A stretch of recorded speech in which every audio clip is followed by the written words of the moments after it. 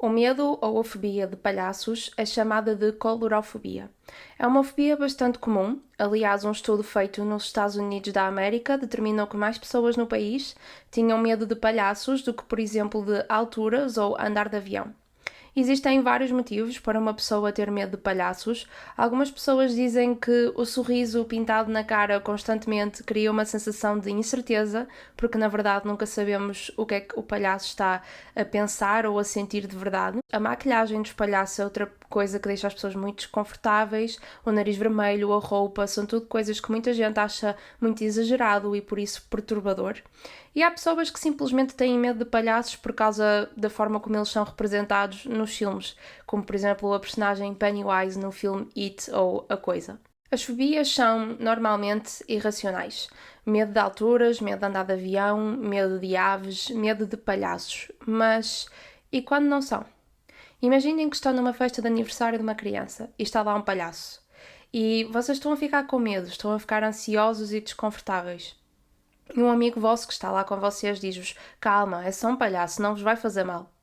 Mas o que o vosso amigo não sabe é que aquele palhaço, quando acaba a festa de aniversário, vai para casa, troca de roupa, tira a maquilhagem, entra dentro do carro e começa a caça de jovens para assassinar.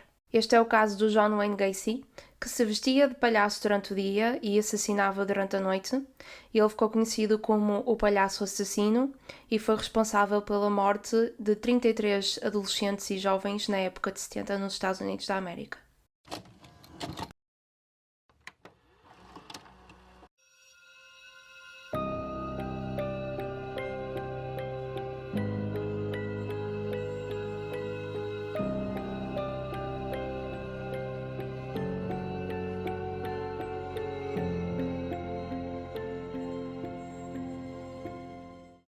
Esta é a segunda parte no caso do John Wayne Gacy e eu vou só recapitular no instante aquilo que falamos semana passada, no primeiro episódio. Nós falamos da infância do John, falamos dos abusos que ele sofria por parte do pai, falamos do primeiro casamento dele, falamos dos primeiros abusos sexuais que ele cometeu a menores de idade, falamos também do tempo que ele esteve na prisão por causa destes abusos, falamos do transtorno de personalidade antissocial, que ele foi diagnosticado com este transtorno, e eu acho que quem não viu a primeira parte devia de o fazer, porque realmente dá-nos muito contexto e ficamos a perceber melhor quem é que o John é como pessoa, a dominância que ele quer ter sobre estes jovens por causa do trauma que ele sofreu na infância com o pai. Por isso eu aconselho mesmo a quem não viu ainda para ir ver o episódio de semana passada. Então no episódio de hoje vamos falar de como é que o John se tornou neste palhaço assassino, dos homicídios que ele cometeu, como é que ele foi apanhado, que sentença é que recebeu, essas coisas todas. Eu vou falar dos assassinatos da história por ordem cronológica e só queria deixar aqui o alerta desde muito cedo que isto é mais ou menos estimativas, porque a polícia, quando descobriu os cadáveres, alguns deles já estavam lá há anos e por isso foi um bocado difícil para eles perceber desde quando é que aquela pessoa estava morta. E eles também na altura tiveram a ajuda do John para reconstruir, não é, a ordem de acontecimentos. E também queria avisar que das 33 vítimas, 5 jovens, 5 rapazes ainda estão até hoje por identificar. Mas tendo em conta isto tudo, vamos então avançar para o episódio. Vamos então começar no ano de 1962 e relembro do primeiro episódio que, nesta altura, o John estava casado com uma mulher chamada Carol e 1972 foi o ano em que o John cometeu o seu primeiro assassinato. No dia 2 de janeiro de 1972, bem no início do ano, o John estava no seu carro a dar voltas por Chicago e reparou na paragem de autocarros de Greyhound um rapaz lá à espera do autocarro. E se vocês se lembram do primeiro episódio, esta foi a mesma paragem onde uma vez o John apanhou um rapaz e depois tentou abusar sexualmente dele e não conseguiu, felizmente.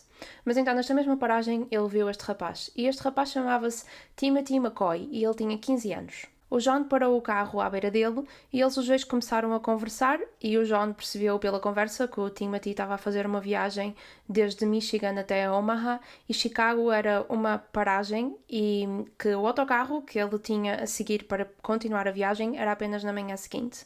Então o John disse-lhe, olha, não queres entrar no meu carro? Eu mostro-te Chicago, faço-te tipo uma mini tour de carro para te mostrar as paisagens e os pontos de interesse e depois tudo bem, podes ficar em minha casa para esperar pelo autocarro por amanhã de manhã, não precisas de ficar as horas todas aqui à espera na paragem.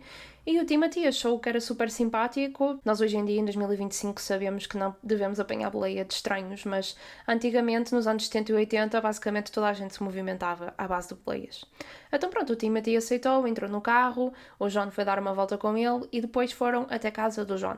E lá na casa do John, eles estiveram a conversar e tudo mais, e depois na hora de irem dormir, o John foi dormir para o quarto dele e o Timothy foi dormir para um quarto que o John tinha extra na casa. E nesta altura a Carol e as duas filhas não estavam em casa porque ela tinha ido visitar a irmã com as duas filhas para outro estado. A partir deste ponto a história é contada só pela perspectiva do John, porque infelizmente o Timothy já não está aqui para nos contar o que é que se passou, mas o John diz que no outro dia de manhã o Timothy acordou e ele, quando abriu os olhos, viu que ele tinha uma faca na mão. E o John levantou-se da cama muito assustado e sobressaltado. E o Timothy levantou os braços, tipo, a dizer que calma, calma, não estou a fazer nada. E ao tempo que levantou os braços com a faca na mão, cortou o John no antebraço. E o John tem uma cicatriz que comprova esta parte da história. Quando isto aconteceu, quando o John foi cortado pelo Timothy, ele atirou o Timothy ao chão, começaram os dois à porrada, o John a dar murros no estômago ao Timothy e pontapés, o Timothy depois lá conseguiu levantar-se e também deitou o John abaixo, mas no final o John conseguiu dominar o Timothy, não é? O John tinha 30 anos, o Timothy tinha metade da idade dele, tinha só 15, e então ele ficou deitado no chão e o John pegou na faca e começou a esfaquear o Timothy no peito repetidamente. Depois disto, ele levantou-se, tentou-se recompor, porque tinha acabado de acontecer muito de repente, e foi até à cozinha, e quando chegou à cozinha viu que a mesa estava posta para 2 pessoas, estavam ovos mexidos e bacon feitos para o pequeno almoço, e que isto explicava que o Timothy tinha feito o pequeno almoço para eles os dois e que simplesmente tinha ido ao quarto do John com a faca na mão porque estava a cozinhar e levou a faca com ele porque sim, estava com ela na mão e foi. E então o John a partir daqui percebeu que isto foi tudo um mal entendido, que o Timothy lá está, quando levantou os braços era tipo a dizer ei, olha aí, eu não te vou fazer nada e que acabou por o cortar sem querer. Mas a prioridade do John aqui não era assumir o que tinha feito no sentido de foi um mal entendido, vou chamar a polícia, não sei o quê, não. A prioridade dele foi, sim, esconder o corpo. Então logo a seguir a este momento o John pôs o corpo do Timothy por baixo da cama, tipo para esconder o problema enquanto pensava naquilo que ia fazer.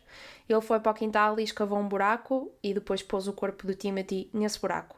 E passados uns dias foi tapar o buraco com cimento para que ninguém conseguisse mesmo perceber o que é que tinha acontecido ali. Só que com esta morte estúpida, com este assassino estúpido do Timothy que tinha apenas 15 anos, o John teve uma realização. E ele percebeu que enquanto estava a matar o Timothy, teve um orgasmo. E ele diz que foi aqui que percebeu que matar alguém era a maior satisfação que ele podia ter alguma vez na vida.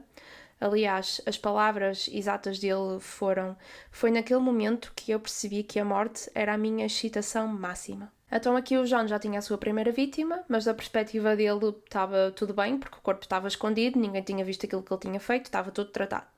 Então ele continuou com a sua vida normal, e nós já sabemos aqui o que é que isso significa para o John, é abusar jovens e adolescentes. Então foi precisamente isso que ele fez.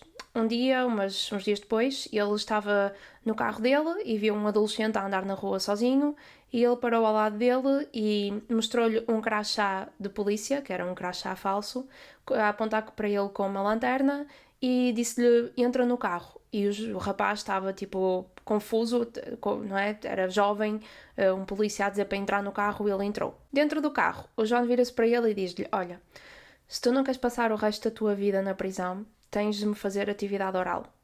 E o rapaz ficou, tipo, muito confuso, não é? Obviamente, porque é que um polícia haveria de estar a pedir isto. Mas o John insistiu, utilizou a mão para puxar a cabeça do rapaz até às suas partes privadas, fez muita força, insistiu muito, continuar a repetir e vais preso se não fizeres isto, não sei o quê, e eu tenho contactos que te podem pôr preso, não sei o quê. E o rapaz, na sua inocência, no medo, tudo junto, acabou por fazer aquilo, que isto é abuso na mesma, ok? Porque ele não estava a consentir, mas ele acabou por o fazer devido a estes fatores todos. E depois disso o rapaz foi fazer queixa à polícia, porque ele depois lá percebeu, ok, isto não faz sentido, aquilo não devia ser um polícia a sério, e mesmo que fosse, o que aconteceu aqui não é normal. Então ele foi até à esquadra e apresentou queixa para aquilo que o John lhe tinha feito. Só que depois o caso nunca chegou a ir a lado nenhum, a polícia nunca chegou a fazer mais nada, porque eles descobriram durante a investigação que o rapaz ao mesmo tempo tinha ameaçado o John, tinha-lhe dito para ele lhe dar dinheiro, e não sei porque isto é motivo suficiente para a polícia achar que se calhar foi uma troca de serviços, qualquer coisa, e deixou o caso de lado. No dia 1 de julho de 1972, apenas meio ano depois de cometer o seu primeiro assassinato, e uma semana antes desta história que eu contei com este rapaz a fazer de conta que era um polícia, o John casou-se com a Carol Hoff. Eles casaram-se, mudaram de casa, foram para uma comunidade que também considerou o John uma pessoa muito prestável, um vizinho muito simpático, muito sociável, que estava sempre disposto a ajudar, sempre com o interesse da comunidade como a maior das prioridades. Ou seja, mais uma vez nós aqui a vermos o John a conseguir manipular completamente toda a gente à volta dele, a fazer toda a gente à volta dele acreditar que ele é um bom vizinho, que é uma pessoa calma, tranquila. Também em 1972, relembro que o John até este ponto estava a trabalhar como cozinheiro, mas ele nesta altura decidiu que queria mais, queria fazer mais, aquela coisa que ele tem, aquela personalidade muito ambiciosa. E então ele despediu-se deste emprego e começou um negócio próprio chamado PDM Constructors. E PDM são as iniciais para as palavras Painting, Decoration and Maintenance, que se traduz para pintura, decoração e manutenção. E a empresa foi aberta em 1972 e até 1978 cresceu muito e passou de pequenos projetos de decoração aqui e ali para projetos mesmo inteiros de remodelação de estruturas comerciais e de casas de pessoas. Por isso foi uma empresa que teve muito sucesso durante este período de tempo. Mas isto, pronto, já estamos a falar de 1978, que foi quando a empresa fechou, que foi quando ela conseguiu fazer mais dinheiro num único ano, mas vamos voltar um bocadinho atrás no tempo. Estávamos no ano de 1972 e a história que eu vos vou contar agora passou-se em 1973. Então, neste ano, o John precisava de ir para a Flórida. Ele estava no estado de Illinois e ele precisava de ir até à Flórida para fazer uma viagem de negócios. E na altura ele levou com ele um funcionário do PDM Constructors. E este funcionário, nós não sabemos o nome, não sabemos ao certo a idade, mas ele é descrito nos recursos como um jovem adulto, por isso eu vou assumir que tem ali entre os 18 e os 21 anos, por aí. E então eles foram os dois até à Flórida nesta viagem de trabalho. E quando eles chegaram lá, ficaram no mesmo quarto do hotel. Não é assim tão anormal, não é? Duas camas separadas e eles ficarem juntos no mesmo quarto. Só que nessa noite o John violou este funcionário. E aqui não foi só, que já é mau que chegue, mas não foi só a atividade oral. Aqui houve mesmo penetração, foi mesmo tudo o que podia ser feito foi feito. O funcionário dele ficou muito chocado, ficou muito traumatizado e ele recusou-se a estar mais com o John e ele tentou voltar para Chicago, só que ele não tinha dinheiro para comprar o bilhete de avião, ele não tinha dinheiro para comprar outro quarto de hotel, para pagar outro quarto de hotel, e o John também recusou-se a dar-lhe estas duas coisas. Então este jovem passou os restantes dias, aqueles outros 2 ou 3 dias, a dormir na praia, porque não queria estar perto do John, porque estava com medo dele. E ele teve mesmo de esperar pelo bilhete que ele já tinha, que o John tinha pago da viagem de voltar na data que era suposto, e passou os outros dias na praia, que é muito mau, que ele estava mesmo muito traumatizado. Depois, quando eles chegaram a Chicago, ele lá se deve ter, não é, ficado cada vez mais frustrado, mais traumatizado com aquilo que lhe tinha acontecido, e ele decidiu que queria tratar do assunto com as suas próprias mãos. Não queria envolver a polícia, queria ele resolver o assunto. Então, uns dias depois de eles voltarem de Chicago, este rapaz foi até à casa do John e entrou pela casa adentro e começou a bater ao John, bater muito, deixou-o estendido no chão.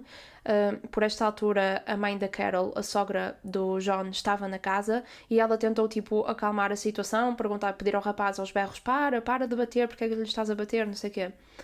E o rapaz, depois de deixar lá o John todo pisado, a sangrar pelo nariz, tudo, com os lábios rebentados, voltou para o carro dele e foi embora. E foi assim a forma que ele quis fazer justiça naquela altura.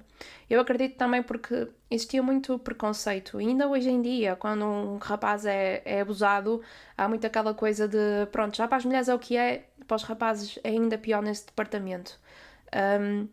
Então imaginem isto nos anos 70, era ainda pior, 1973, quando isto aconteceu. E depois a sogra do Johnny e a Carol, a mulher dele, começaram-lhe a perguntar: olha, o que é que aconteceu? Porque é que ele veio aqui e começou-te a bater? E ele: isto é um funcionário meu que eu paguei para ele fazer, ia-lhe pagar para ele fazer um serviço lá na PDM Constructors, só que ele fez aquilo tudo mal feito e eu não paguei. Então ele agora está-se a vingar de mim, pronto, veio aqui bater-me. O que é que sabe fazer? Estes miúdos, pá. E a sogra e a mulher ficaram tipo: coitadinho, realmente, vai à polícia. E eu já: não é preciso, pronto. Ou seja, inventou completamente a história de que aquilo tinha sido um mal-entendido na parte profissional. O John matou pela segunda vez em janeiro de 1974, ou seja, 2 anos depois do primeiro assassinato. E esta vítima é uma das vítimas que ainda não foi identificada até hoje, nós não fazemos ideia de quem é, sabemos apenas que tinha entre 14 a 17 anos. E o John contou que ele atraiu esta vítima a entrar no carro dele de alguma forma, talvez como fez com o Timothy, talvez como fez com os outros jovens que nós sabemos que ele abusou até à altura, aquela promessa de qualquer coisa, de trabalho, de verem pornografia, qualquer coisa, e ele conseguiu atrair o jovem até lá ao carro, depois drogou-o, levou-o até casa e lá abusou dele e depois assassinou-o. E depois de o assassinar, ele pôs-lo dentro do armário. E mais uma vez aqui, a Carol e as duas filhas não estavam em casa, estavam novamente no outro estado a visitar a irmã da Carol. Então o corpo estava dentro do armário há uns dias. O John começou a reparar que ele estava a largar uns gases, uns líquidos, que é normal, faz parte do processo de decomposição, e que tinha estragado a carpete do John, e ele ficou muito chateado com isso, que os líquidos que o corpo estava a largar estavam a manchar-lhe a carpete.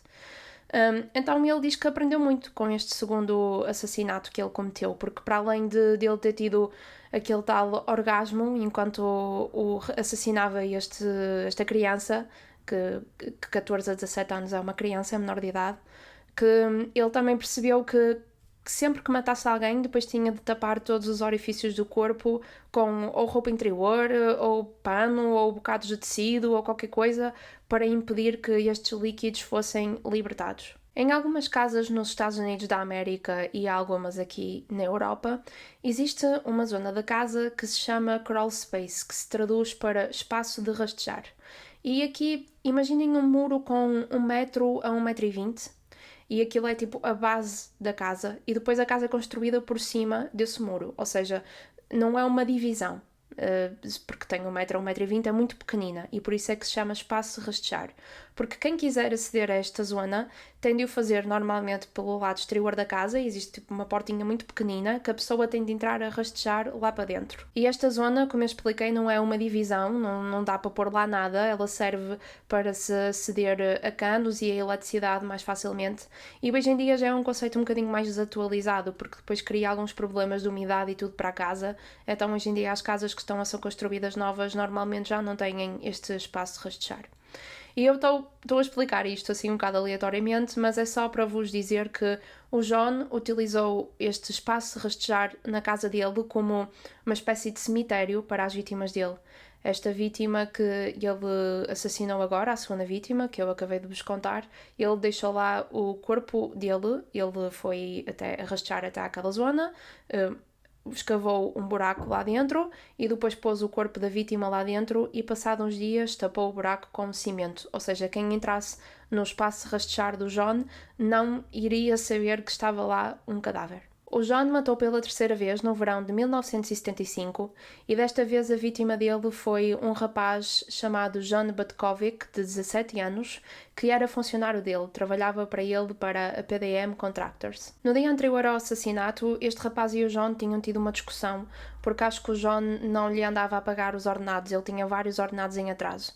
E então eles tinham discutido, o rapaz a dizer-lhe tipo, paga-me o que deves. E no dia a seguir o John ligou-lhe e disse: olha, vem aqui até a minha casa e eu vou-te pagar os ordenados todos em atraso, não sei o quê. E então o rapaz foi todo contente. Só que quando ele chegou lá, o John atacou-o, prendeu-lhe as mãos, abusou durante horas e depois estrangulou-o até à morte. E foi até ao espaço de rastejar, fez um buraco, pôs o corpo lá dentro e, passados uns dias, tapou o buraco com cimento. Os pais deste rapaz acharam estranho o desaparecimento do filho. Ele não teria esse tipo de personalidade de desaparecer assim sem dizer nada. E eles sabiam que ele tinha ficado de ir até à casa do John para falar dos tais ordenados em atraso. Então eles ligaram ao John e disseram tipo, olha, tiveste com o nosso filho, o que é que aconteceu? E o John disse que sim, que tinha estado com ele, que eles tinham, é verdade, tinham tido uma discussão sobre os ordenados, mas que ele tinha ido lá, tinha-lhe dado os ordenados em atraso e que foi a última vez que o viu. Só que os pais dele depois envolveram a polícia, porque o miúdo nunca mais aparecia. E então a polícia foi falar com o John mais uma vez, ele voltou a contar esta história toda de novo e acrescentou aqui o detalhe que este rapaz, o John, lhe tinha dito que com este dinheiro ia fugir da cidade.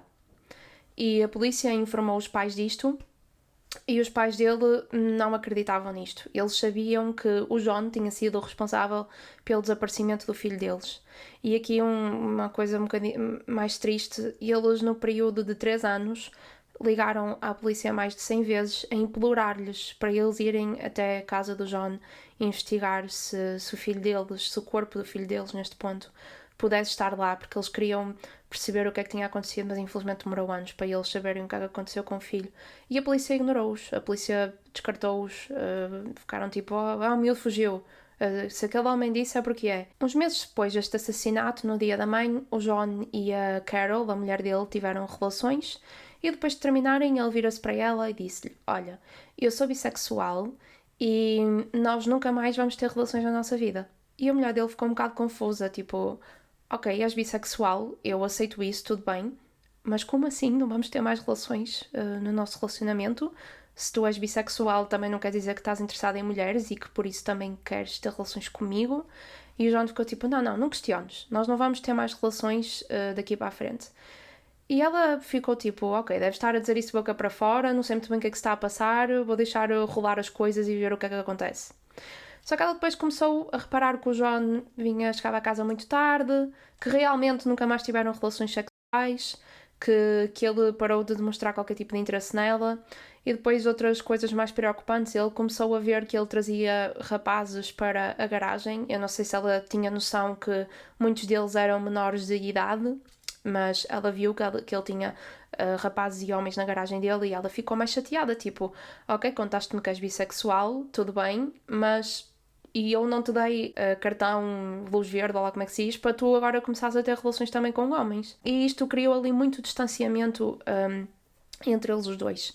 E eles acabaram por se divorciar. Por causa disto, também por causa, pelo que eu percebi, de uns problemas financeiros que eles andavam a ter, de um desacordo que eles tiveram relativamente a umas contas da PDM Contractors.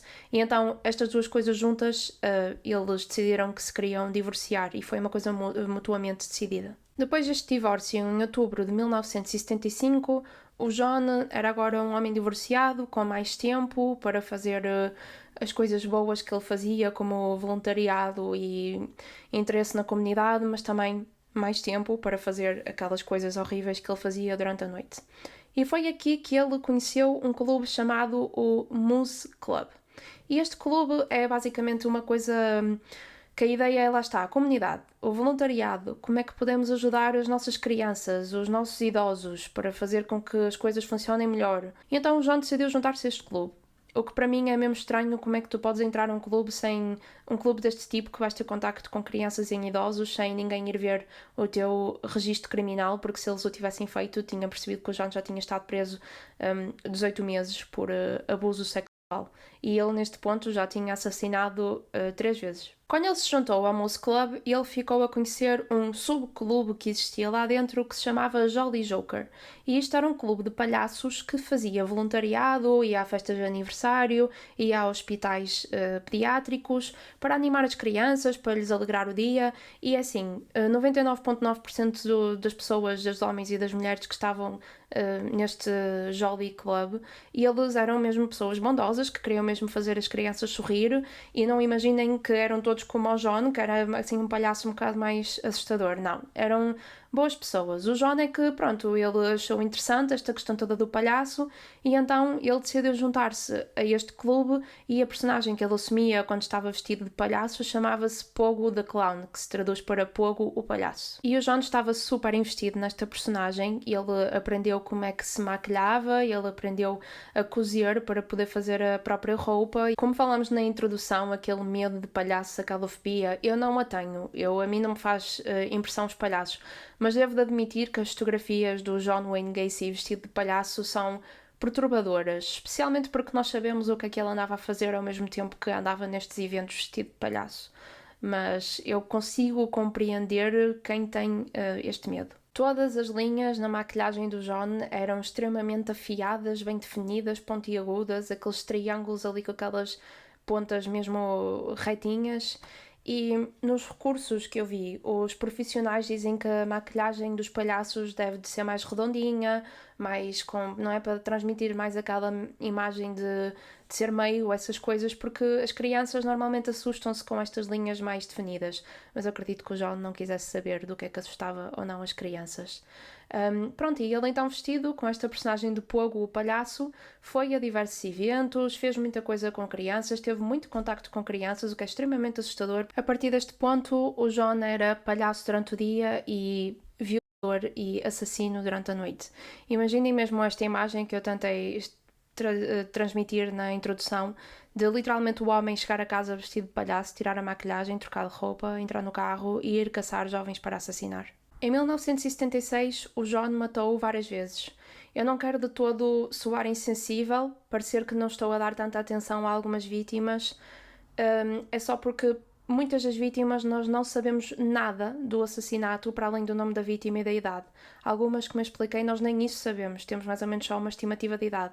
Por isso, se para algumas das vítimas parecer que eu estou quase que a dar uma lista, desculpem, não é porque quero, é mesmo porque não existe recursos, não existe nenhuma informação sobre estes rapazes. Então, em abril de 1976, o John matou pela quarta vez. Este rapaz tinha 18 anos e chamava-se Daryl Sampson. Umas semanas depois, na mesma tarde, ele assassinou mais 2 rapazes com 15 e 14 anos, o Randall Heffett e o Samuel Stapleton. Eles foram apanhados na rua pelo John e depois foram violados e assassinados. Nós sabemos que o Randall foi asfixiado até à morte, não sabemos ao certo qual foi a causa de morte do Samuel, mas sabemos que os 2 corpos, depois disto, foram enterrados no espaço de rastejar da casa do John. O John matou novamente em junho desse mesmo ano um rapaz de 17 anos chamado Michael Bonin. O Michael foi estrangulado até à morte. 16 dias depois assassinou mais um rapaz de 16 anos chamado William Carroll. E estas 2 vítimas também foram enterradas no espaço de rastejar da casa do John. Neste ponto já vamos em 8 assassinatos e já vamos em vários corpos que estavam no espaço de rastejar da casa do John. Mas ele durante o dia continuava a viver a vida dele normal, continuava a fazer o voluntariado nas atividades da comunidade. E uma coisa curiosa é que ele vestia-se palhaço, não é? E ele durante o dia estava com muitas crianças. Mas nunca nenhuma das vítimas dele foi alguém que ele conheceu através da personagem do Pogo, o palhaço. O que muita gente acha que talvez fosse ele que não tinha coragem suficiente de não é, estar com a criança durante o dia e depois à noite ir atrás especificamente dessa criança. Outras pessoas dizem que as vítimas dele têm todas mais ou menos a partir dos 14 anos e que normalmente as crianças que gostam de palhaços são um bocadinho mais novas e que se calhar ele não tinha interesse em crianças mais novas, mas sim em crianças um bocadinho menos novas, por assim dizer. Em junho de 1976, o John contratou um novo funcionário para a PDM Contractors. Ele chamava-se David Creme e tinha 18 anos, e por esta altura o John tinha 34 anos. E eles deram-se logo muito bem. O David não tinha assim uma vida pessoal muito estável e boa, então o John perguntou-lhe se ele queria ser colega de casa dele, que tinha o tal quarto livre, e o David aceitou. E então eles, a partir deste ponto, começaram a ser colegas de casa. Logo imediatamente no dia a seguir ao David se mudar para a casa do John, eles estavam os dois na garagem a conversar e o John começou a dar muito álcool ao David. Eu relembro que a idade legal para se beber nos Estados Unidos da América são 21 anos e não 18 como aqui, e o David, a beber aquele álcool todo, ficou rapidamente muito bêbado e o John aproveitou-se disto. Ele foi buscar umas algemas que ele utilizava às vezes nos números dele de palhaço e ele começou a pôr as algemas e a soltar-se, a pôr as algemas e a soltar-se, e a mostrar tipo este truque ao David, a dizer, olha este truque que eu sei quando sou palhaço. E depois o John perguntou, olha David, queres tu experimentar? Eu ensino-te como é que fazes este truque. E o David, não é, já alterado, disse que sim, que queria fazer o truque. Então o John pôs-lhe as algemas. E o David perguntou-lhe, ok, agora o que é que eu faço para me soltar? E o John disse-lhe mesmo, completamente sem qualquer tipo de filtro, para te soltares vais ter de me deixar parte. Mas o que o John não sabia é que o David já tinha passado um ano no exército e ele conseguiu dar ali a volta à situação, conseguiu utilizar os pés para empurrar o John para o chão e depois conseguiu soltar-se as algemas enquanto o John estava lá no chão a rebolar, a queixar-se de dores por ter levado um pontapé. No entanto, eu acredito que porque o David não tinha literalmente mais nenhum sítio para ir e mais nenhum emprego que pudesse arranjar assim, ele não saiu logo daquela casa. No dia a seguir eles devem de ter tido assim uma conversa mais desconfortável, onde imagino o John a dizer, eu estava a brincar, tu levaste logo a sério, eu estava a brincar.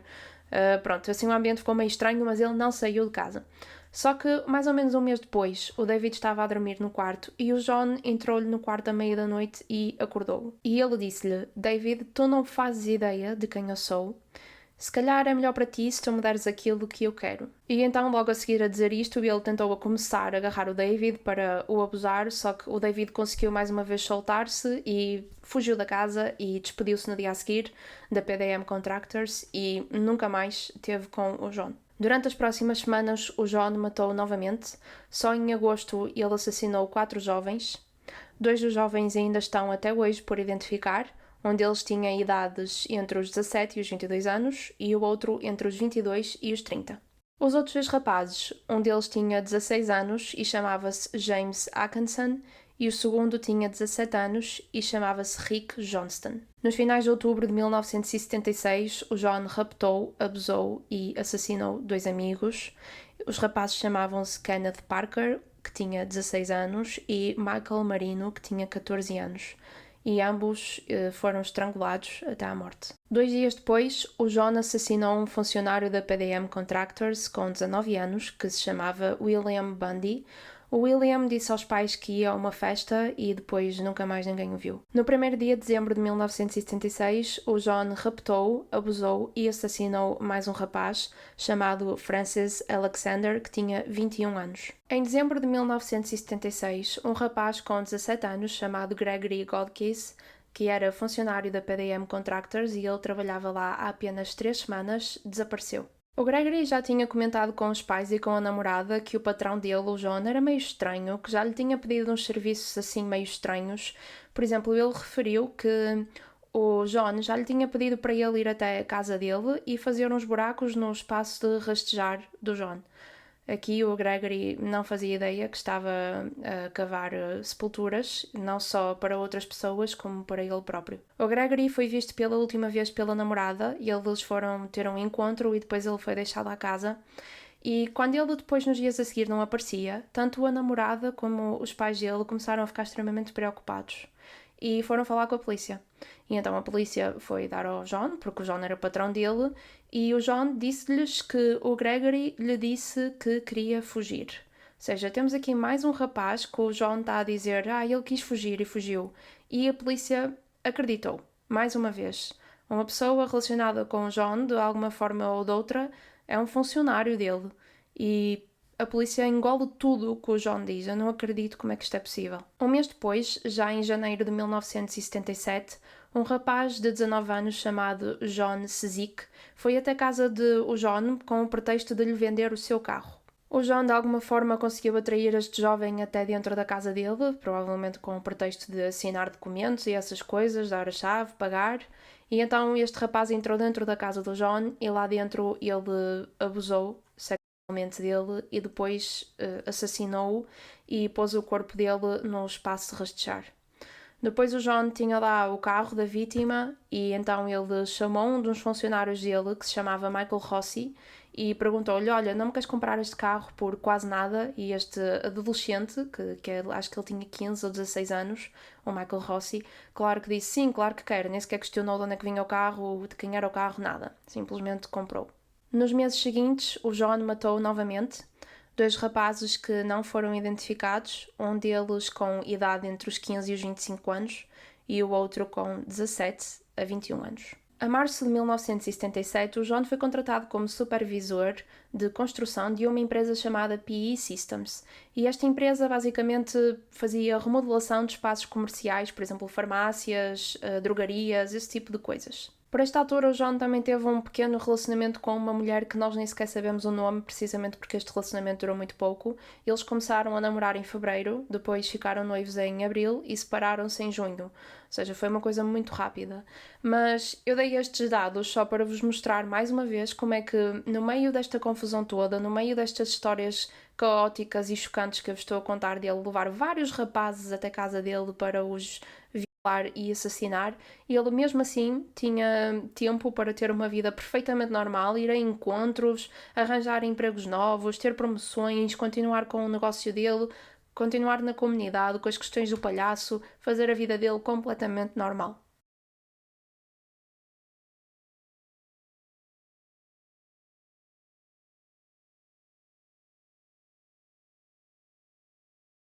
Depois de se separar desta mulher, o John matou novamente. Desta vez era um rapaz de 19 anos chamado Matthew Bowman. Este jovem foi abusado e depois foi estrangulado até à morte. E foi enterrado no espaço de rastejar da casa do John. Vocês lembram-se de há bocadinho eu ter falado daquela vítima do John Szink, que foi até a casa do John Wayne Gacy com o pretexto de lhe vender o carro e que depois de o matar o John vendeu o carro dele a um funcionário dele chamado Michael Rossi? Então, aconteceu aqui uma situação onde este tal Michael Rossi, este adolescente, foi apanhado dentro deste carro a roubar gasolina a uma estação de serviço. Então, quando a polícia parou o Michael Rossi e esteve a conversar com ele e também analisou a matrícula, percebeu que o carro não era do Michael, era sim do John Szink, aquele vítima, o rapaz que faleceu. Então o Michael disse-lhe, olha, isto foi o meu colega de casa, o barra patrão, que me vendeu o carro, eu não sei quem é esta pessoa que está a dizer aqui na matrícula que o carro pertence, não estou a perceber o que é que está a acontecer, é melhor vocês irem até lá à casa e falarem vocês diretamente com o John Wayne Gacy. E a polícia assim o fez. Eles chegaram até lá à casa e começaram a perguntar ao John, tipo, quem é este John Szink? Qual é a tua conexão? Porque é que tu tens o carro dele? O que é que se está a passar aqui? E o John obviamente mentiu. Usou a mentira preferida dele, que era dizer o John Szink, a vítima, ele chegou aqui a dizer-me que precisava mesmo de vender este carro porque queria pegar no dinheiro e fugir da cidade. E mais uma vez a polícia a ouvir a terceira vez que ele está a usar esta mentira. E eles ficaram tipo, ok, faz sentido, tchau então. E não investigaram mais nada, não viram mais nada, nem sequer tentaram compreender o que é que poderia estar a acontecer, porque o John, para todos os efeitos, estava dado como desaparecido pela família e eles não quiseram, não se deram ao trabalho, não sei, não percebo bem o que é que estava a acontecer aqui. É incrível que a polícia neste caso está constantemente durante vários anos a falhar imenso. Entre o outono e o inverno de 1977, o John reencontrou-se com a Carol Hoff, a ex-mulher dele, e eles nesse reencontro perceberam que ainda tinham algum tipo de amor entre eles os dois e decidiram namorar novamente para ver onde é que poderia dar. Mas durou pouco, eles nem um ano depois tinham terminado novamente o relacionamento. Mas durante estes meses que o John esteve neste relacionamento com a Carol, ele teve não só tempo para lhe dar atenção, para ir a encontros com ela, como também para matar mais 6 rapazes com idades entre os 16 e os 21 anos. O Robert Gilroy, com 18 anos, o John Mowery, com 19 anos, o Russell Nelson, com 21 anos, o Robert Winch, com 16 anos, o Tommy Bowling, com 21 anos, e o David Talsma, com 19 anos. E mais uma vez, eu não quero de todo parecer que estou só aqui a dar uma lista de nomes. Eu acho que quem já viu os meus vídeos sabe que das coisas que eu mais gosto de fazer é de dar atenção às vítimas, de falar das vítimas. Eu simplesmente não consigo fazê-lo neste caso porque não tenho informação em lado nenhum. Não sei ao certo quem eram estes 6 rapazes, o que é que eles faziam da vida, que sonhos tinham. Eu adorava conseguir dar-vos essa informação, mas eu acho que não é por isto serem nomes no ecrã, não é por serem nomes que estão a sair assim da minha boca seguidos que nós não que podemos perder a sensibilidade e perder a noção que são na mesma 6 jovens muito novinhos. Sei que a partir destas vítimas o John começou não só a violá-los e assassiná-los, como também começou a introduzir um bocadinho de tortura durante o processo. Ele gostava de inserir diversos objetos no ânus destes rapazes, gostava de os prender agressivamente, gostava de os asfixiar até eles perderem os sentidos, mas não matá-los, deixá-los acordar, voltar a repetir tudo várias horas. E ele gostava de ficar horas e horas nisto, até que finalmente os estrangulava com uma corda e depois enterrava-os no espaço de rastejar da casa dele. Numa manhã fria de 1977, o John estava aborrecido e fez aquilo que faz sempre. Meteu-se dentro do carro e começou ali a rondar a zona à procura de jovens para matar. E ele passou pela paragem do autocarro e reparou num jovem chamado Robert Donnelly, que estava lá na paragem. Então ele parou o carro à beira dele, apontou-lhe uma arma e ordenou que ele entrasse no carro. Então este rapaz, que o Robert tinha 19 anos, ele entrou no carro do John com medo e o John levou-o até casa. Ele primeiro drogou-o dentro do carro e depois levou-o até casa e lá na casa prendeu-lhe as mãos, de forma a que ele não se conseguisse defender, e depois começou a ficar extra criativo com a tortura, para além daquilo que ele fazia, que já referi há bocadinho, de inserir objetos no ânus, essas coisas. Ele encheu a banheira dele com água e começou a pôr a cabeça do Robert dentro da água, e o Robert acabava por perder os sentidos por causa de estar ali a respirar a água. E depois o John deitava-o no chão da casa de banho, fazia-lhe respiração boca a boca, fazia-lhe as compressões no peito de forma a que ele voltasse a respirar, e depois disto acontecer ele voltava a pôr a cabeça dele na água e a repetir o processo todo de novo. Chegou a um ponto que o Robert estava tão exausto, estava tão farto, tão cansado, que ele disse ao John mesmo: por favor mata-me, eu não aguento mais, por favor mata-me. E o John respondeu-lhe: estou a tratar do assunto. No entanto, várias horas depois disto, do abuso e desta tortura, o John voltou a prender as mãos do Robert, levou-o para dentro do carro e foi deixá-lo a um parque. E o Robert ficou livre. Eu não sei muito bem qual foi o plano do John aqui. Eu não sei se foi porque ele já não estava propriamente com espaço no espaço de rastejar da casa dele. Eu não sei se ele estava tão confiante de já ter sido confrontado várias vezes pela polícia, de se ter conseguido safar todas as vezes, então ele achava-se que era tipo um deus que não conseguia nunca ser apanhado. Não sei muito bem qual foi aqui a linha de raciocínio dele de soltar assim a vítima, mas ainda bem que o fez. Mas o Robert ficou muito traumatizado com a situação toda, não deixou de ser várias horas de tortura e de abuso que ele nunca esqueceu para o resto da vida dele, e para além disso, por causa das drogas, o Robert ficou com problemas permanentes no fígado. Mas o Robert, quando conseguiu levantar-se lá e conseguiu começar a andar, ele foi no instante à polícia e ele sabia logo que tinha de ir à esquadra reportar o incidente todo. E ele conseguiu lá explicar tudo o que lhe tinha acontecido, conseguiu dizer onde é que tinha acontecido, que tinha sido o John, essas coisas todas. E a polícia chamou o John para eles conversarem, tipo, acabamos de receber aqui uma queixa bem grave, bem séria, e o John, conversar com a polícia, disse-lhes: o Robert, sim, nós temos uma relação, tipo, ele é um escravo sexual, eu pago-lhe e ele faz-me serviços assim que ele está mais, não é, mais fazer tudo o que eu quero, eu posso bater-lhe, eu posso fazer o que eu quiser, nós temos uma relação homossexual assim desse género. Só que pronto, desta vez eu não paguei e ele deve ter feito queixa para se vingar por não ter pago pelos serviços. Realmente, se calhar devia ter pago pelos serviços, não é? Mas foi o que aconteceu, sim, a polícia. E eu acho que ele fez isto muito propositadamente, principalmente na altura. As relações homossexuais eram um bocadinho olhadas de lado. E então ainda este fator de ele é o meu escravo sexual e nós temos assim uma relação onde é mais à base de bater e não sei o quê, aquilo deixou a polícia muito desconfortável. Eles não queriam de todo estar a falar daquele assunto. Então eles fizeram aquilo que eu acho que o John estava a antecipar que eles iam fazer e ficaram tipo, ok, está bem, não precisamos ouvir mais, já percebemos aqui a situação. O John, mais uma vez a sentir-se como um deus, conseguiu arranjar mais uma mentira e a polícia acreditou-se novamente, e no mês a seguir ele foi à caça mais uma vez. Desta vez ele assassinou um rapaz de 19 anos chamado William Kindred. E esta foi a última vítima que o John pôs no espaço de rastejar da casa dele, porque depois disso ele não tinha literalmente mais espaço.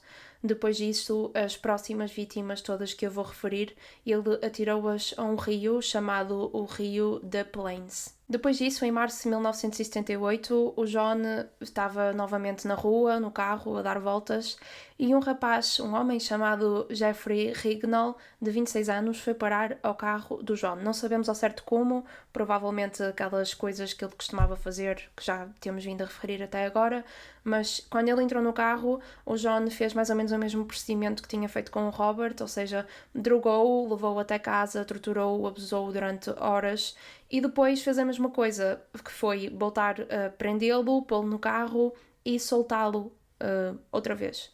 E o Jeffrey aqui foi muito mais drogado do que o Robert, porque o John aprendeu com o Robert que por não o ter drogado o suficiente, ele depois conseguiu dar as indicações todas, tipo onde é que ele morava. E ele não queria isso desta vez, então ele pensou, vou aumentar aqui um bocadinho a dose, vou deixá-lo mesmo inconsciente e assim ele não vai perceber onde é que eu moro, não vai perceber por onde é que está a ir, não vai perceber nada. Só que na altura, quando este rapaz acordou, ele realmente não se lembrava de muita coisa. Ele foi até à polícia e não conseguiu dar grandes detalhes. Ele só soube dizer, por exemplo, qual era o carro que o John conduzia. E a polícia disse-lhe, oh, amigo, isso não é suficiente para nós prendermos ninguém. É esse o trabalho deles, não é? Mas eles disseram, isso não é suficiente para nós fazermos nada, só com isso não podemos não te podemos ajudar. Então o Jeffrey sentiu-se incrivelmente frustrado, não é? Por a polícia não estar a dar ouvidos, não querer ajudar, nada. E então ele e os amigos decidiram que eles próprios iam tentar perceber quem era a pessoa que lhe tinha feito aquilo. Então o Jeffrey lembrava-se mais ou menos em que saída da autoestrada é que eles tinham saído antes das drogas deixarem-no mesmo inconsciente. Então ele e os amigos tiveram a ideia de estacionar o carro lá nessa zona, nessa saída, e ficar à espera que vissem o carro que o Jeffrey se lembrava, que era o carro da pessoa que lhe tinha feito aquilo tudo. E isto porque o carro que o John conduzia não era um carro assim propriamente comum, não era um carro que se via muito na zona. Então eles estavam lá estacionados à espera na saída da autoestrada e viram o carro do John. E então os amigos e o Jeffrey começaram a seguir o carro e foram dar até à casa do John. E então aqui eles já tinham o sítio, a casa onde ele foi torturado e abusado durante várias horas, e o Jeffrey foi novamente à polícia com esta informação, tipo, olha, vocês lembram-se de mim, estive aqui há umas semanas, e eu entretanto já consegui perceber onde é que aquilo aconteceu, tenho mais informação para vos dar. Mas a polícia com esta informação não podia simplesmente chegar lá e prender o John. Eles precisam primeiro de construir um caso, de investigar, de perceber o que é que se passou, e vocês sabem o que é que aconteceu durante este tempo.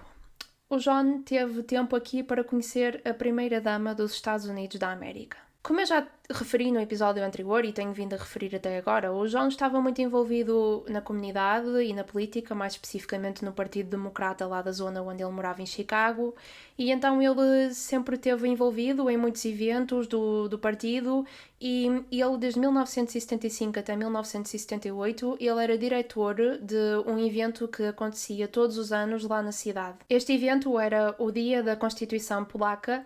E no ano de 1978, o John ainda era o diretor e ele conheceu a primeira-dama dos Estados Unidos da América e eu estou assim meio a rir-me, porque quando nós estamos dentro da mesma área, assim bem próximos do presidente dos Estados Unidos da América ou da primeira-dama, os serviços secretos antes têm tipo de aprovar a pessoa, por assim dizer.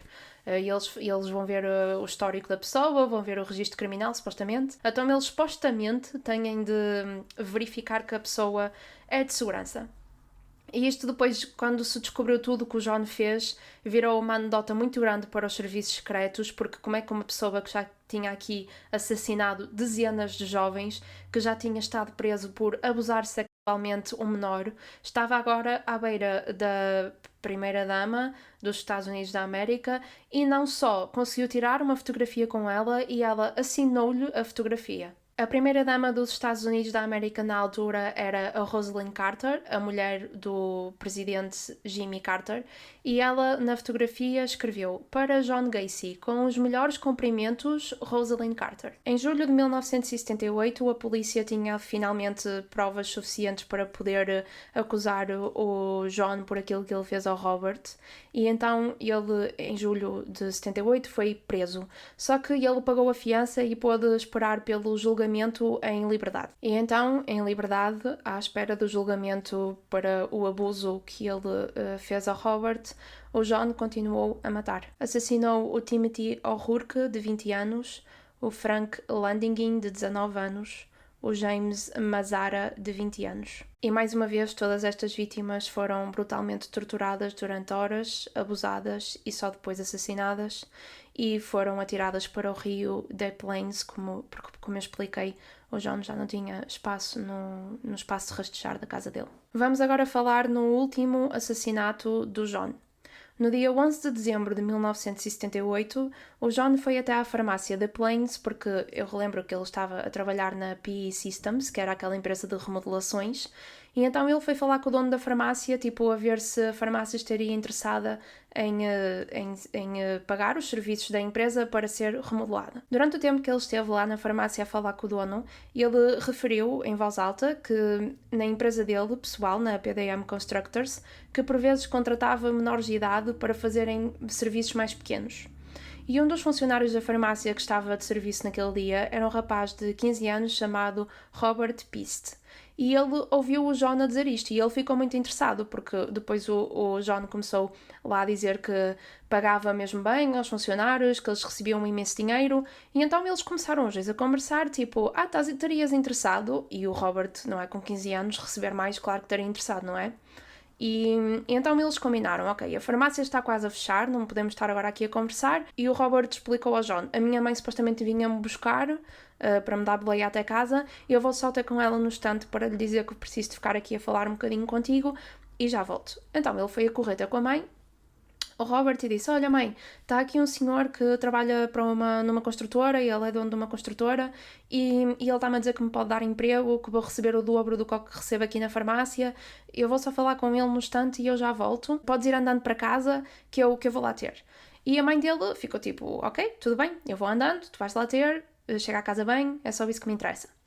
Então este miúdo, o Robert, voltou para a frente da farmácia para falar com o John e a partir daqui mais ninguém o viu, ele desapareceu.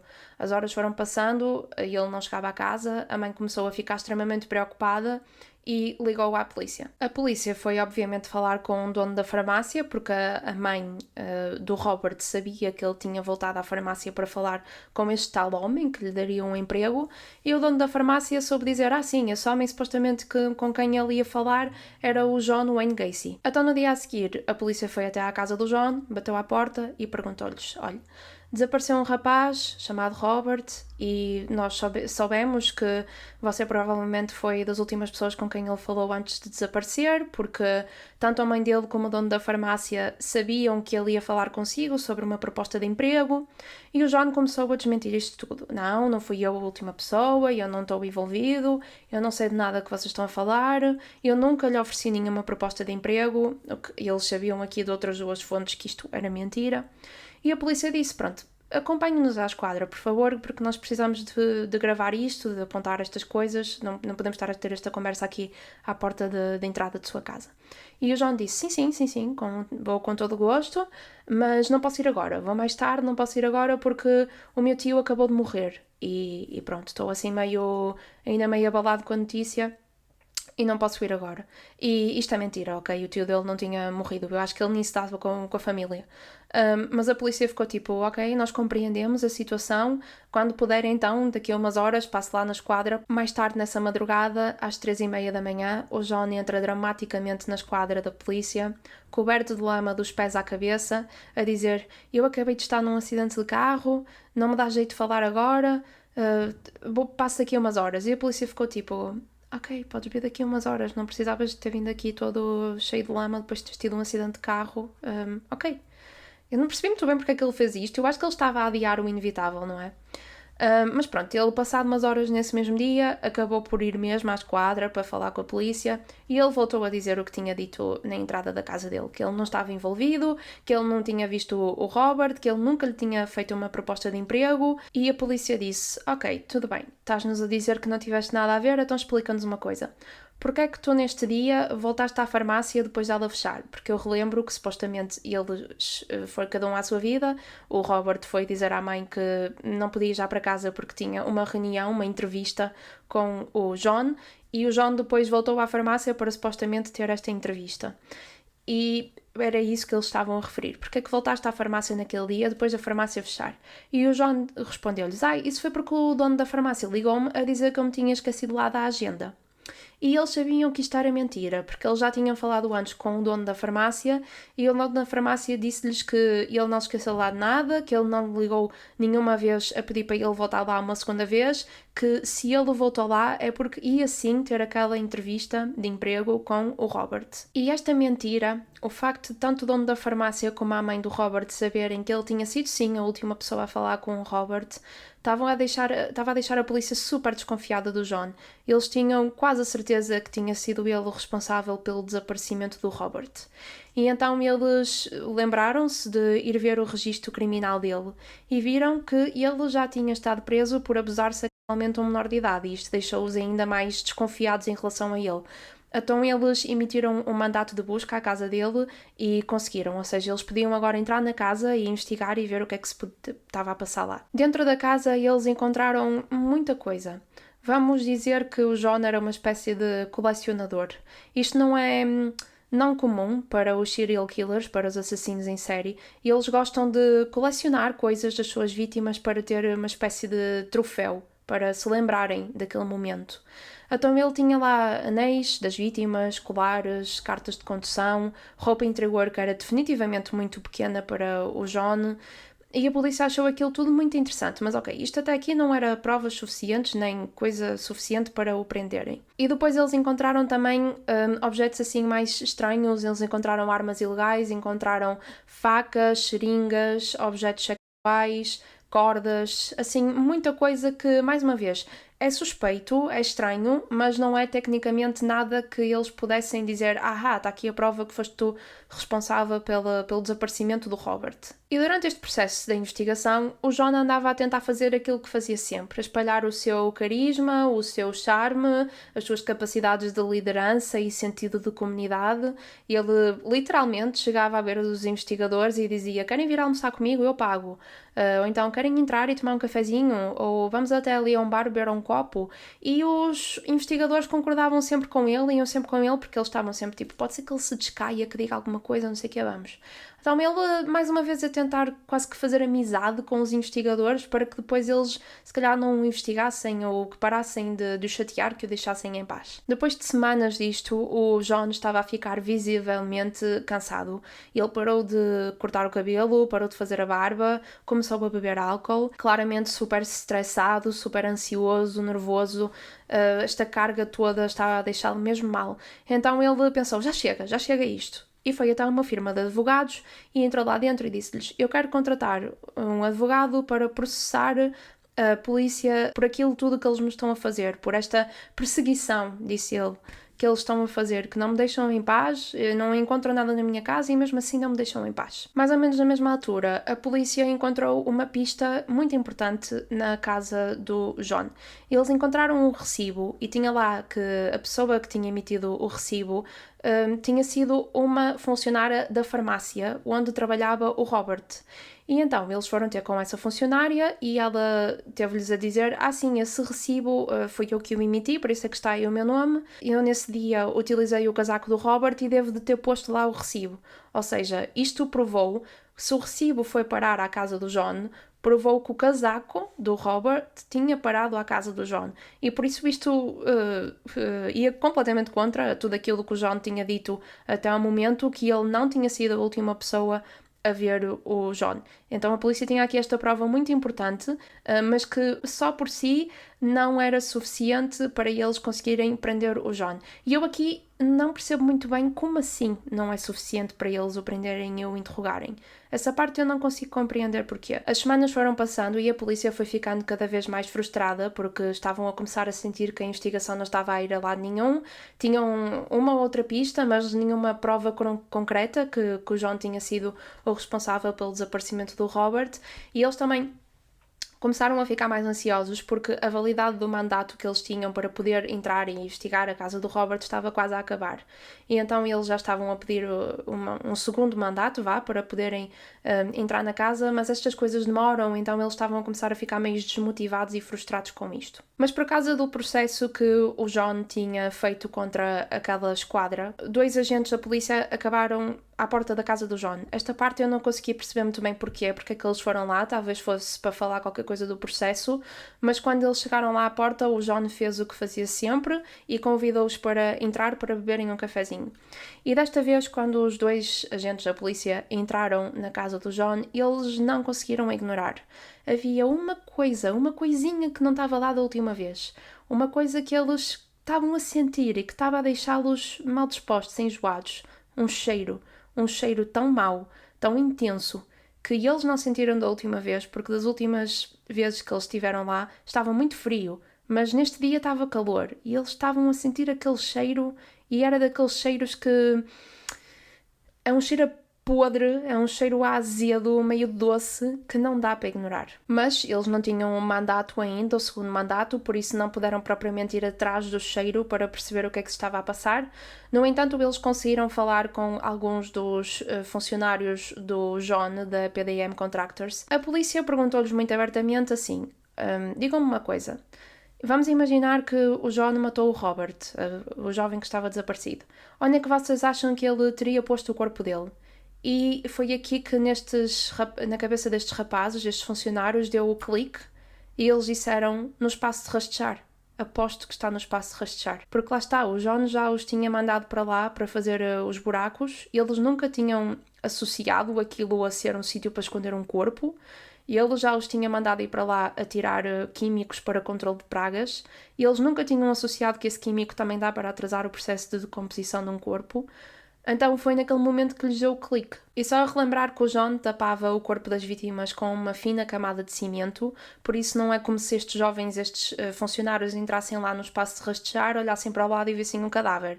Não era isso que acontecia. Eles entravam lá e aquilo parecia um espaço normal, com uns blocos de cimento, mas parecia tudo normal. O John estava a sentir cada vez mais a pressão e ele começou a beber álcool mesmo descontroladamente e uma das vezes ele estava completamente bêbado e foi até ao escritório dos advogados, sentou-se numa sala com os 2 advogados dele e confessou-lhes que tinha matado o Robert Peast, que era o rapaz que estava desaparecido e que tinha deitado o corpo dele ao rio. Também confessou que tinha assassinado cerca de 30 jovens. Ele teve lá várias horas a contar com vários pormenores, com muito detalhe, o que é que tinha feito aos 33 jovens e os advogados estavam completamente chocados. Eles achavam que estavam a tratar de um processo do John contra a polícia por perseguição e vão a dar conta e afinal o cliente deles tem várias vítimas, não é? As 33 pessoas. Mas o John estava tão bêbado que ele acabou por adormecer. Ele, chegou para aí às 2, 3 da manhã de estar ali a contar aquilo e adormeceu. E os advogados dele ficaram a olhar um para o outro, tipo, e agora o que é que fazemos? Não era bem este o processo que nós achávamos que íamos ter de lidar.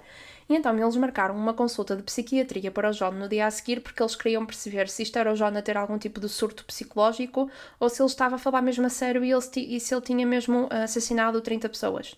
Só que na manhã seguinte, quando o John acordou, eles disseram-lhe que tinham marcado a tal consulta e o John disse: eu não tenho tempo para isso, eu tenho coisas a tratar. Então o que é que ele fez? Ele meteu-se no carro e andou a visitar amigos, tipo a despedir-se, porque ele sabia que a qualquer momento a polícia ia encontrar os cadáveres no espaço de rastejar da casa dele. Então ele andava lá a visitar os amigos, a dar-lhes abraços, a chorar. Inclusive ele visitou um amigo que ele deixou entrar na casa, deu-lhe um abraço e depois começou a chorar compulsivamente, mesmo descontroladamente, e disse-lhe: eu matei 30 pessoas, mais ou menos. O amigo ficou muito chocado, tipo, que informação é que me estás a tentar dar? Não estou a perceber. Mas o John depois disse: bem, não tenho tempo para estar aqui a falar disto. Tenho coisas para fazer. e voltou a sair da casa do amigo. Depois de sair da casa do amigo, o John fez mais algumas pausas e ele foi até ao cemitério onde o pai estava enterrado e esteve lá a conversar com ele alguns minutos, aqui já a mostrar, não é, os problemas de papá que ele tinha. Depois ele foi até uma estação de serviço e comprou erva para consumir, sei lá, para se tentar tranquilizar, continuou a conduzir por aí. E durante este período todo, durante esta manhã toda, a polícia andava atrás dele num carro disfarçado. E isto era para o caso de receberem um ok que o podiam prender, estava logo lá imediatamente agentes que sabiam a localização do John, que eles estavam com medo que ele fugisse. E a polícia começou assim a ficar mais ansiosa porque o John estava a começar a conduzir mais descontroladamente, ele tinha um terço nas mãos e ia rezar, e eles acharam aquele comportamento muito esquisito, parecia um comportamento de alguém que estava para tirar a sua própria vida.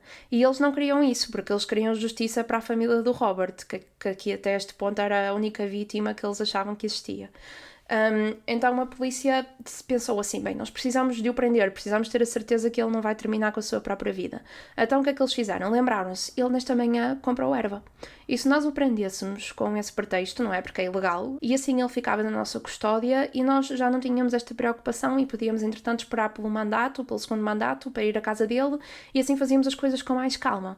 Então pronto, foi precisamente isso que eles fizeram e a partir deste ponto o John estava na prisão. Entretanto, o pedido do segundo mandato foi aprovado e a polícia pôde ir à casa do John novamente. E desta vez eles já sabiam que o sítio onde tinham de procurar era o espaço de rastejar. Vários agentes estavam lá, pessoas com material necessário para destruir aquele cimento. Eles estavam à espera de encontrar um corpo, o corpo do Robert. Só que conforme eles iam escavando, eles encontrando mais e mais corpos, iam encontrando corpos em diferentes fases de decomposição e eles começaram aqui a perceber que o caso era muito maior do que aquilo que eles estavam originalmente à espera, que o John tinha muitas mais vítimas do que apenas o Robert, e foi aqui que eles ficaram a perceber que estavam a lidar com um assassino em série. Na prisão, o John foi informado que a polícia encontrou restos mortais no espaço de rastejar da casa dele, e a partir daqui o John abriu mais o jogo e admitiu, sim, eu entre 1972 até hoje em dia, 1978, matei mais ou menos 30 pessoas, que foram 33 para ser exata. Então o John foi a julgamento por estes 33 homicídios. Durante o julgamento os advogados dele tentaram dar a entender que o John sofria de diversos distúrbios mentais, que sofria de distúrbios que o permitiam ter múltiplas personalidades e que havia uma personalidade que era o polícia, havia outra personalidade que era o palhaço e não sei o quê, e que uma delas era a personalidade má e que era isto que o permitia matar estes jovens todos. E é assim, esta doença existe e não é assim que ela funciona. Por exemplo, aquele filme Split retrata esta doença da mesma forma, que é uma forma muito... quase que é um botão, e não é assim que funciona esta doença na vida real, e quem a tem sofre muito com ela. E eles estavam a tentar usar isto como desculpa para todos os assassinatos que o John cometeu.